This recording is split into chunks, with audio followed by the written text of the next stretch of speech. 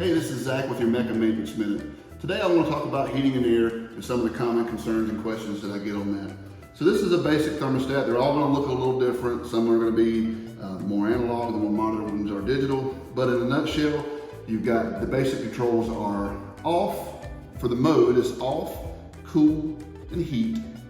And for the fan, it's either auto or on. Those are the basic controls we want to concern ourselves with today. Obviously, cool is in air conditioner cooling mode. Off is obviously off. Heat obviously is in heating mode. For the fan settings, I always recommend to leave it on auto. And what this does is the fan only kicks on and runs when the system calls for the heating or the cooling to come on. The on setting means the fan is just running constantly and circulating air, which it's not a bad option, especially if you open all the windows up, it can pull some cool air inside. Just know what that does and know what that setting is, but for the most part, basic operation, we're gonna tell you to keep it on auto.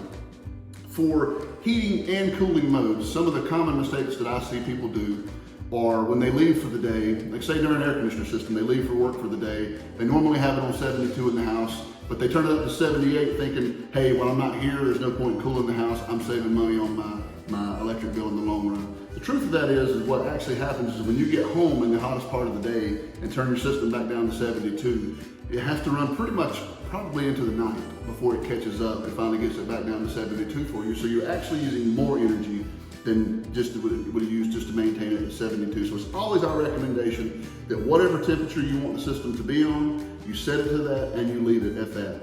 And that's the same for heat and for cool. For maximum efficiency, some of you aren't gonna like this, but it's 76 in the summertime and 69 in the wintertime. Of course, your personal preference is gonna play into that. Just expect a higher power bill or a higher gas bill depending on where you prefer to put your thermostat at. Sorry about that.